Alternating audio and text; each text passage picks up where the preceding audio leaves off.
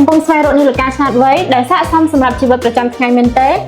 Lenges Smartwatch LW252 ជាជម្រើសដ៏ល្អការរចនាមុខមូលនិងខ្សែស័ក្តិសមបង្ហាញភាពទាន់សម័យដែលមានអេក្រង់ Full Touchscreen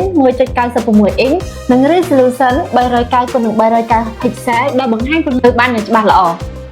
Bluetooth version 5.2 ភ្ជាប់បានលឿននិងមានស្ថិរភាពដែលមានថ្ម220 mAh អាចប្រើប្រាស់បានរយៈពេលពី3ទៅ5ថ្ងៃ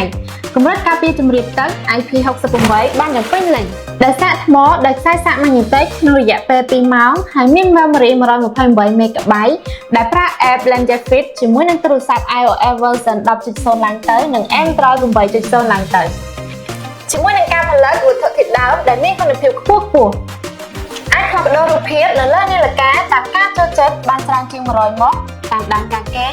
ភាពគុណភាពនៃការគេងពិនិត្យចង្វាក់បេះដូងសម្ពាធឈាមអុកស៊ីហ្សែនក្នុងឈាមនិងប្រភេទកន្លងចលនាជាច្រើនមុខផ្សេងទៀត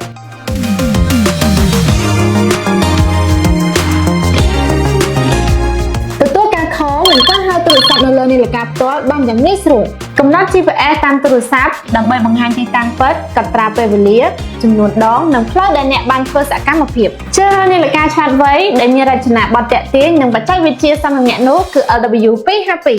បច្ចេកវិទ្យាឆ្លាតវៃសម្រាប់ជីវិតកាន់តែងាយស្រួល